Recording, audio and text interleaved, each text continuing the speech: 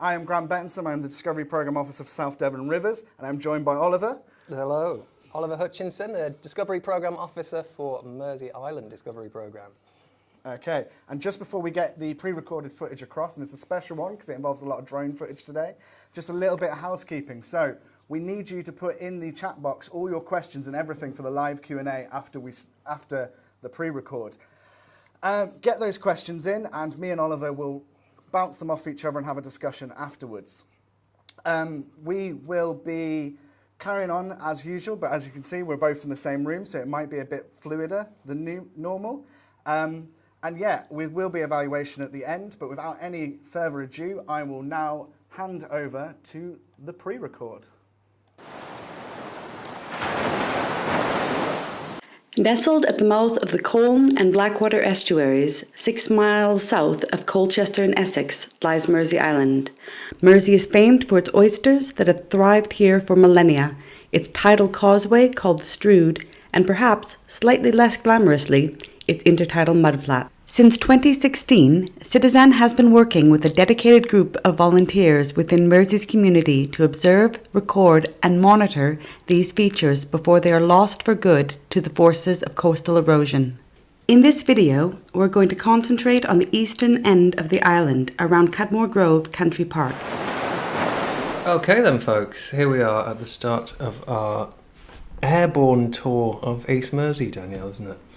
We are indeed, Oliver, and what we are looking at right now are the last remains of the salt marsh that are located on East Mersea. Yep, just down in front of Fen Farm, the area that you can see there with the little creek running by it, that kind of really represents what a lot of the foreshore would have looked like up until around about kind of the 1950s, isn't that right? Now, Mersea, particularly the southern shore of Mersea, is famous for its mud flats, the Mersea Flats, and these are huge expanses that they kind of run for at least 2 kilometres offshore in some places. So they're really big mud flats, but they didn't always used to be that way.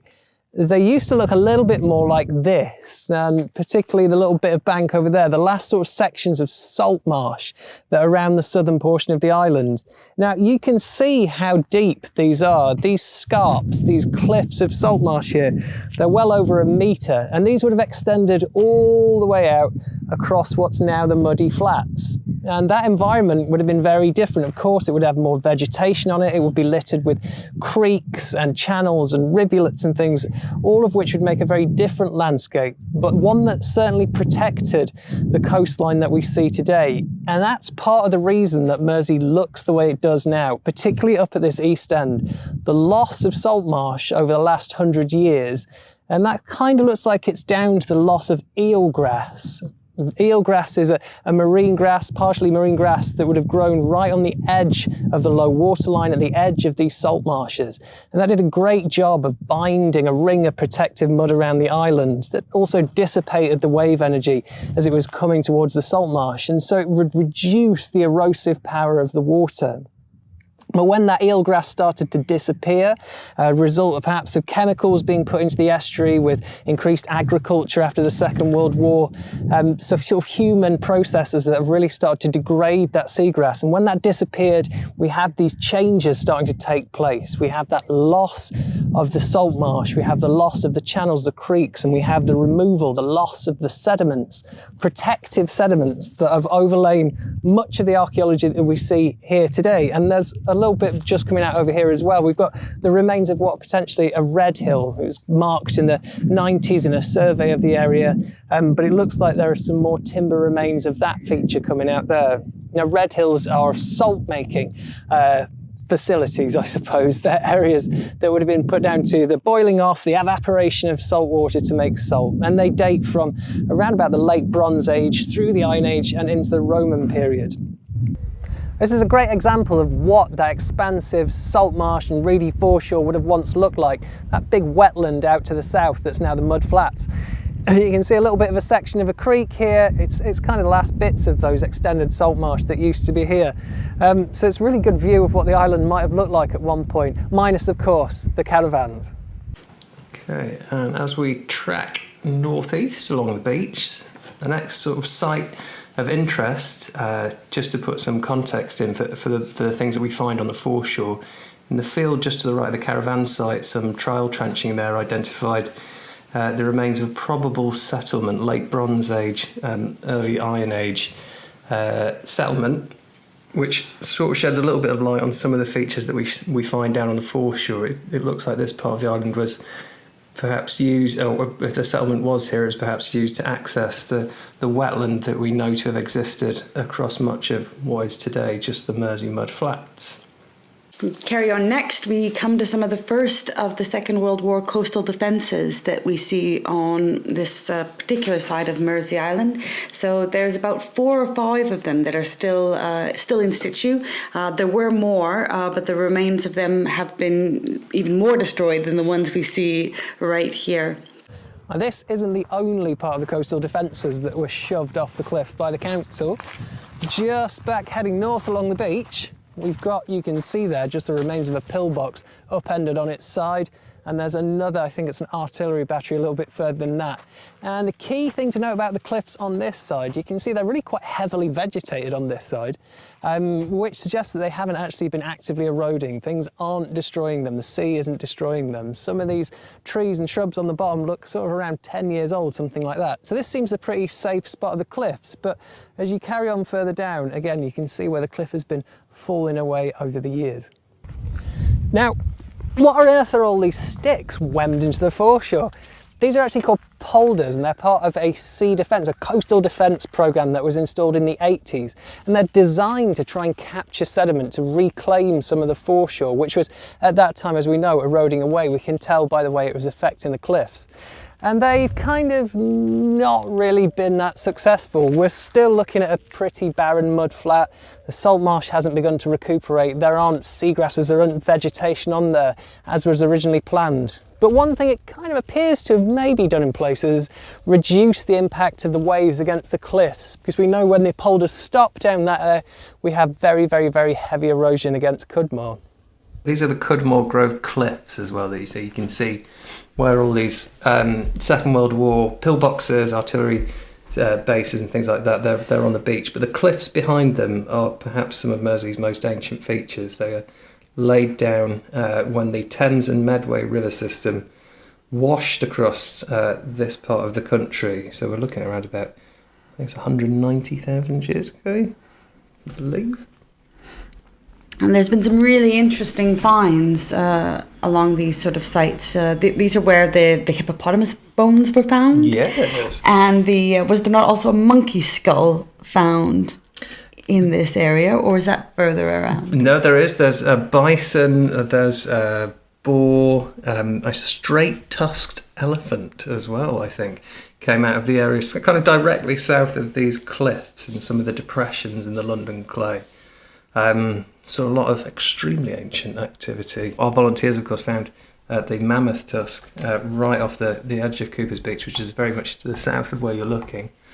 So these extremely old animal remains do tend to crop up every now and again. Now, we are coming up towards the very end of the island. We've moved past the edge of Cudmore Grove Country Park, and we're now on the last little strip of beach. And it's just here that we're going to concentrate because we are arriving at the Tudor blockhouse, which is it's the apex of the triangular feature that you can see right on the foreshore. The beach runs right past it and right up to it, and we'll take you down there to show you what issues that's causing. Here we are at the Tudor blockhouse, right on the tip of East Mersea, on East Mersea Stone. Now, this was commissioned and built in 1547 for Henry VIII to protect him against marauding Catholics after he left the Catholic Church. And it's quite an interesting building. It's actually, well, what's left of it comprises these earthwork ramparts that you can just see behind me. There's a small gap in the middle of them that has probably been made by coastal erosion over the years. And there's an apex of the earthworks right behind me here. And this is quite an interesting site for us. This really is a heritage at risk site, because the coastline has moved so far inward that this structure is now being actively eroded by the waves. And we can see kind of how and why and how much. If we just follow the strand line that's just running along here, you can see that it butts all the way up to the edge of the fort ramparts, which we can go and take a look at and see what's happening to them. So this is effectively a pile of mud, but it's a pile of mud that used to belong to the earthworks, to the ramparts of the blockhouse. And this is a real great example, a real recent example of the erosion that's starting to destroy this site. Now we know that these earthworks used to be much bigger because there have been several surveys done on them. First of all in the late 80s and then again in the early 2000s. And during that time, during that 2000s survey, the team actually looked at a number of structures beyond the earthworks out on the open foreshore as well. So just directly to my right, to the south of the fort, we've got some interesting features out there that really tell us a lot about how much this site has changed. Now thinking about that 2003 survey, this is one of the things that they found. We're about 40 metres seaward onto the foreshore from the fort, and it's this row of timber piles that was put in, and it was estimated at the time that that would be a key. That was a key front to service the blockhouse. And during that survey they also found a second row of timbers behind me again, about another 10 metres seaward. Most of that is now gone, and it's a really good indicator of just how much this site's changing, just how much erosion is taking place. I mean, these are really quite prominent pieces of archaeology, but what's really interesting to us is when CITiZAN started here, we found actually a whole extensive set of timbers further over to the northeast, which weren't even visible in 2003. Now, even though we come down here quite regularly, since 2016, 2017, some more features have been revealed by the shifting muds and the shifting sands, and this is one of them. It's another timber feature, of course, but it's actually quite a fragile one, and I'm not entirely sure what it is or what its function was. It's quite close to the blockhouse. It's only about sort of 30 metres away from it. And when the site was initially surveyed, there were suggestions that there was a beacon or perhaps a watchtower that was constructed somewhere nearby, just to give that extra vantage point from up on high to look out across the estuary and out to sea. Now, the funny thing about this, or not the funny thing, the unfortunate thing about this, is that it's actually quite fragile, and since we've been keeping an eye on it, it's actually been kind of destroyed in quite a few different ways. You can see just down here, these fragile upright timbers. They almost look like the stays of a barrel that have been nailed onto this crossbeam here, and they run down sort of around about at least 50 centimetres. We've checked them down there. They're sat into what appears to be an oak upright. There's a mortise joint here that the crossbeam's set into, so it kind of looks a little bit like it might be some sort of fence, quite a sturdy fence at that. Perhaps again a piece of revetment, looking after some land directly around the fort, making sure that the area remains usable in the event of an attack. This is the interior of the blockhouse. And of course it wouldn't have looked like this when it was first built. It's now just a bit of a swampy puddle really, a pond that's been inundated by rainfall and perhaps the occasional storm surge, one that's been damaging the front of the ramparts as we saw. But when it was constructed, it would have been home to a number of wooden buildings that would have housed the troops that were stationed here, and of course surrounded on three sides by these earthen ramparts. But from up here you can make out the outline of the fort. And I think you can see as well a couple of the larger sort of timber features that are down on the foreshore. Again, we'll look at those in a little bit more detail. Here we are, hanging just above the foreshore, again near the Tudor blockhouse. So we're looking at that scheduled monument that's being eroded away, actively eroded away by the sea. But we're just concentrating here on the timber feature that's on the foreshore that's been revealed over the last 20 years since the survey was done in 2003. And you can see that it's quite a bizarre shape. It has the V-shape section on the southern side at the bottom of the screen there. And then it has a sort of mirror, very similar alignment, just opposite to the northeast of it. You can see from here as well that the difference in the two different alignments. The one to the south is much more robust looking. It has larger timbers, larger uprights, all again held together by wattle, whereas the mirror of it to the north uses much smaller stakes, smaller roundwood posts, spaced much more loosely. They're further apart, not as tightly packed as the southern alignment. And they disappear under that shingle beach. And again, this is really quite a good indicator of how much things change when we go to look at that structure, because you can see those large lumps of concrete just where those posts run under the shingle. That is, they're the remains of parts of the sea defence that have come loose and are washed up on the beach. But where those sticks go into the shingle by those bits of concrete, that actually is quite variable by up to a couple of metres. Sometimes we can see more of those posts because the shingle has been washed up higher on the beach and it's exposed more, and sometimes it's lower down and covered up. But what we do know for certain is that that feature does seem to continue right under the beach. This really is quite a large, it's quite an enigmatic feature to have eroded out of the foreshore in just 20 years. And it's quite a kind of robust and intricate structure at the same time. It's quite strange in that it's got these sets of pens. They're about sort of 2 metres apart. They're very regularly spaced. These bracing timbers going northwards off the back of this main face. What's really interesting about this main face is that if you just have a look down here, it's actually woven with these Hazel Wattles. We know they're hazel because we had a sample of these taken, and we've had some of the wattles of this structure dated, and we got a date range of around about the 15th, 16th century. It is only one radiocarbon date, so we can't tie too much to that, but it does put this structure somewhere in the same date range as the construction and use of the blockhouse. Now these Hazel Wattles, they run all the way around each one of these uprights, so they really create quite a rigid, strong structure, and that's kind of an indication of perhaps what it might have been used for. It doesn't necessarily look like something that would go on dry land. It looks like something that's built to withstand forces, or perhaps built to withstand the force of a material coming back out. Perhaps it's a revetment for a piece of marshland that's now since gone. I'm quite enjoying pretending being a bird flying over the slide. It's much easier to do it than on the ground. Now, all of this fabulous aerial footage that you are no doubt enjoying was filmed very kindly by one of our excellent volunteers, James Pullen. So thank you to you, Jim, for providing all this fabulous content. The stone that we're looking at here, East Mersea stone, which is a shingle spit, is actually something that's grown since around the 50s, isn't it?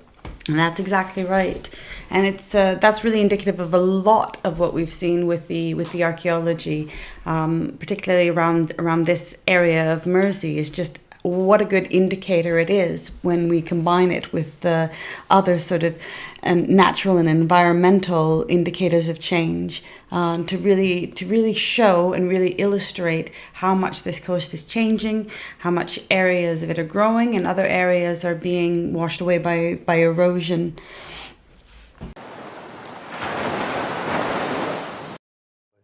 All right, I hope you all enjoyed that. I'm just going to hand over to Ollie quickly while I start looking at the questions so he can give out the thanks for that video.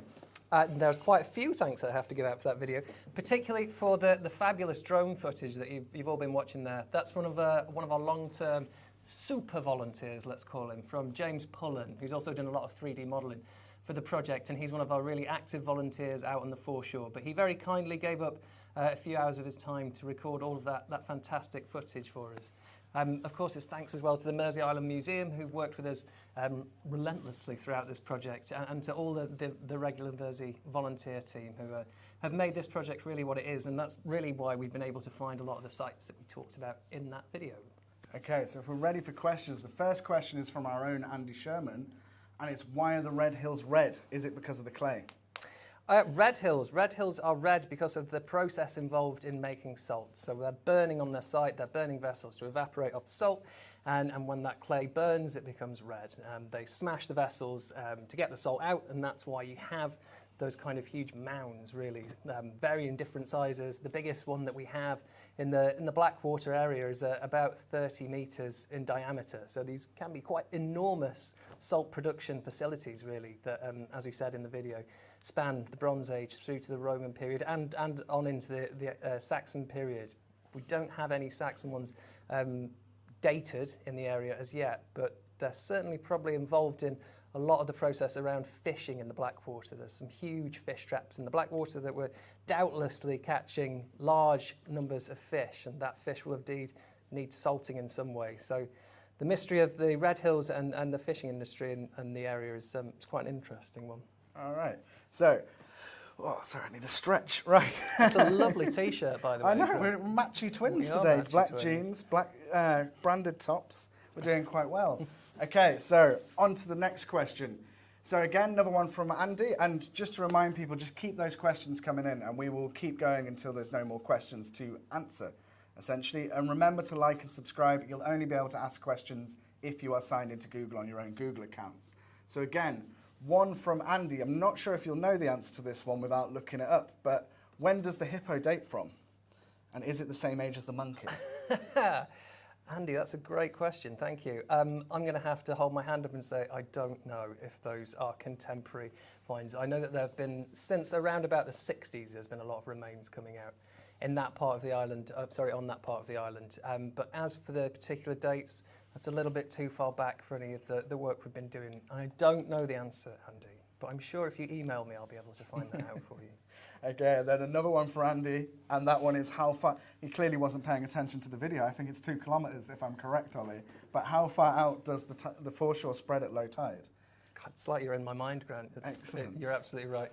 Yeah, it kind of varies. It's a bit, the interesting thing about the Mersea Flats, the foreshore that we work on, is that on a lot of the old maps, a lot of the old charts, particularly on the maritime and navigational charts that you can have a look at, it shows a landmass that sort of extends, and I'm air drawing this, so I hope this works, but it kind of extends southward from the island to kind of a point where it's coming down to meet the Greater Thames estuary. So that if you follow that tip out on the very lowest of tides, it actually will go beyond sort of 2 kilometres, particularly the land surfaces that we're interested in for the prehistoric remains that we find. So some of the prehistoric things are around about minus 1.5, 1.6 metres OD. And actually looking at the charts and looking at the LiDAR data, a lot of the land that is that extends down on this southern tip is around about that sort of height. So we'd expect to find more prehistoric remains if we was to go even further out. But yeah, as I say, it's only very lucky. Conditions have to be absolutely perfect for you to get that far off the island. Yeah, hopefully I'll be able to come down at some point. Okay, and then we are on to a question from Brent CH, and are there any active plans to protect the fort site from further loss due to erosion?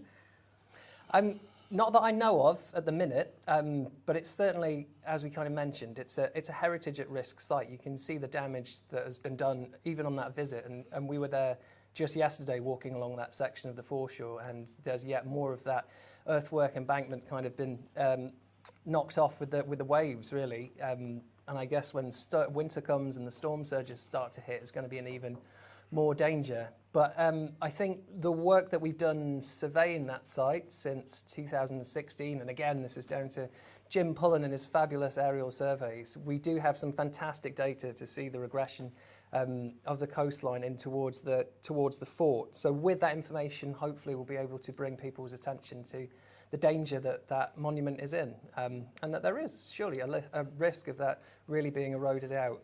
What about the V-shaped structures? Are you monitoring those at the moment as we progress? Yeah, we had a little look down there as well yesterday, and things have changed quite a lot just in the space of, I think it was 3 weeks since we were down there. Do you want me to pull up the site plan?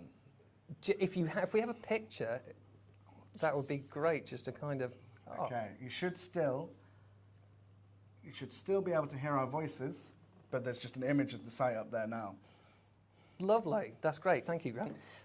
So yes, if the structure that we're talking about, if you see the patch of green in the upper left portion of your screen, if you just follow that to the right a little bit, you'll see all of those stakes just peeking out of the mud.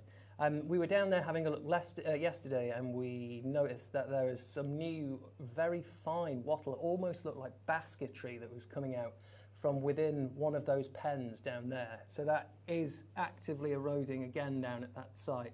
Not too much had changed. Sorry, I'm close to the screen. I was looking at the plan. Not too much has changed in terms of the height of the exposed timbers at that site, but a lot have been moved around with the sort of fragile wattles and things. So, yeah, it's definitely changing down there. And it's kind of, is it throwing up any more clues as to what it might be yet? Not so much. I guess the interesting thing about this sort of fine bit of basketry was that it was set inside one of these pen sections. So are we looking at some and I know this is a bit of a wild one, but are we looking at animal pens? Because we know that just a little bit further in, we've got that fence and we had some more sections of that coming out. So we're looking like it's probably a piece of dry land or salt marsh in some way, shape or form. Okay, because I remembered when I did the edit, I remember you sending me over those historic images where you could see the old farmland. I think that was from the NERC project, wasn't it? Yeah, it was from the NERC project, yeah. So I think we edited most of the NERC project out. If you want to just quickly explain what that was. The NERC project, yeah, well, that's a cracker, I think. Myself and Danielle Newman and Lawrence Northall, who also worked on this project, quite proud of this one. It was basically a project undertaken during the COVID conditions where we were trying to work with volunteers to understand coastal change without actually being able to go to the site. So it was during lockdown, really. And one of the ways that we thought we could do this was to examine the personal photo archives of Mersea Island that were held within the island, within the community and within the museum, and try to bring a little bit of sense, a bit of order to those archives and look at them over the last 100 years and see if we could, at 2 locations on the island, one of them being East Mersea where you've seen, and the other being at West Mersea, we were trying to look at changes based in that photo record, and also to supplement those changes with oral histories, with memories of the people who live on the island. Because a lot of the big changes that have happened on that foreshore have actually been within living memory. So it's quite a unique data set that's really kind of brought to life this sort of fascinating story of change. And if you want to have a look at that, we have a story mapper that's been produced beautifully by Lawrence, which has all of our maps, all of our interviews, and lots more of the images that will kind of really tell that story of change. Okay, yeah, and some of the historic images were incredible that came out of it, the brief bits I've seen. So now we have a question from Caroline. How significant is the risk of sea level rise to your study area? Yeah, it's big, I think, from my experience of what we've been down there, I guess, 5 years now. I think one of the major problems that Mersea kind of suffers from, I guess, is its exposed position. So it's kind of at the brunt of any storms that come in through the estuary. It has quite an open expanse of water in it, so it's not necessarily protected like some smaller islands or inlets in the Blackwater. So storm surges are causing a big problem. They've breached the seawall on Mersea now, which has led to basically the land behind it. It's kind of managed retreat now. So there's a big hole in the seawall, and water has started to flood in around the area. Again, that's in front of some of the active sites that we look at that contain quite a lot of archaeology down at Cooper's Beach. So these changes in the way that the coastline looks and the way it's been defended against sea level rise are actually starting to change the archaeology in the foreshore itself, the way that the water is flowing across those sections through the holes in the sea defences. I've gone a little bit off topic there, Grant. It's all right, I don't mind. Sea level rise is a problem. We run an informal ship on this channel. Okay, so back onto another thing. So all these finds, because I've never visited Mersea for all my sins. I've never come across. Crime, I know, I've never had time.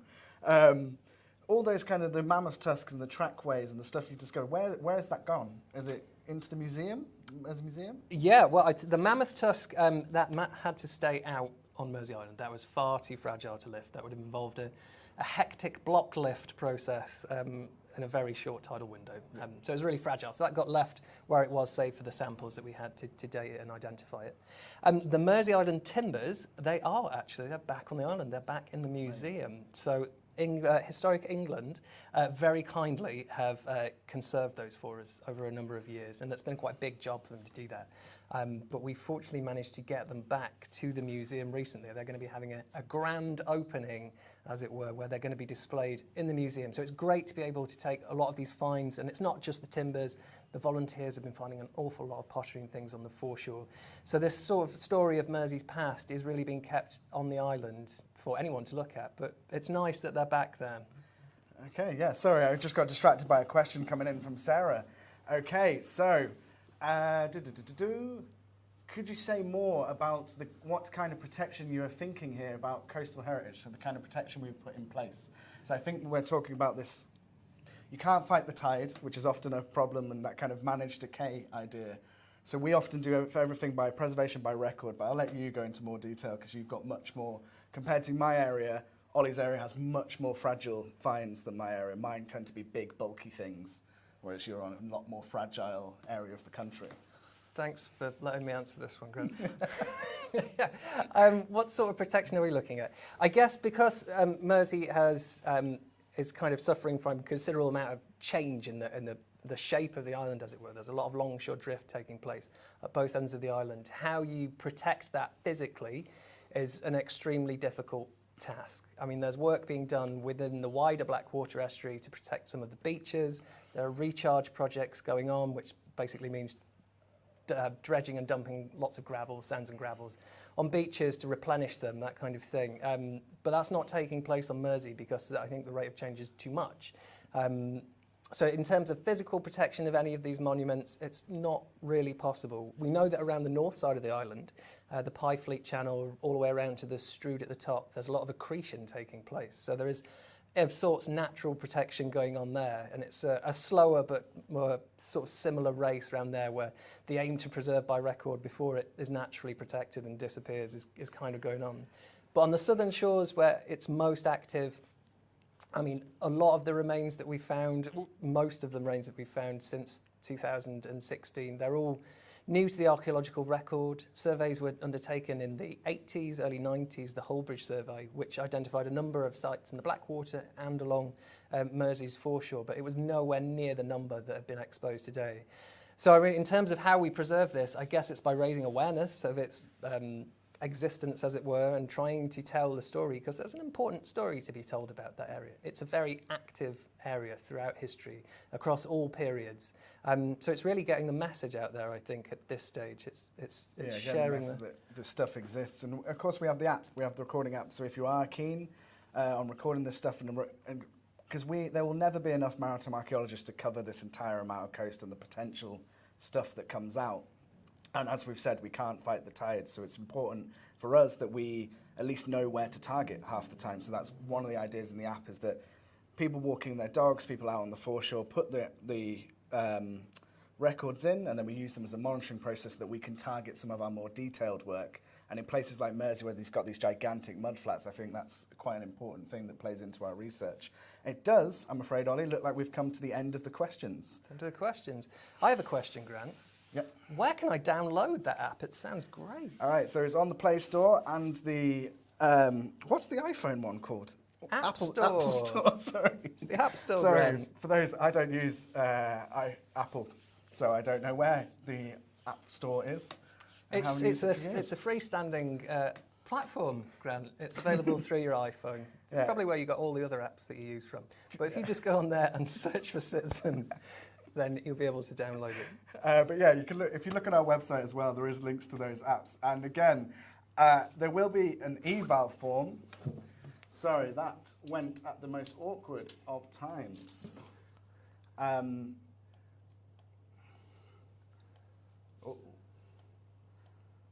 Okay, sorry, we're back to the alternate cam. Sorry. And back to the alternate cam. Sorry, I think my DSLR overheated again, which annoyingly happened last time I did this as well. So we may as well end there with a kind of slight technical failure on our side. But thank you all for joining us. Remember to like and subscribe. There will be an eval form that is sent in that chat. If you guys could fill that in, that would be fantastic. And we will see you guys later.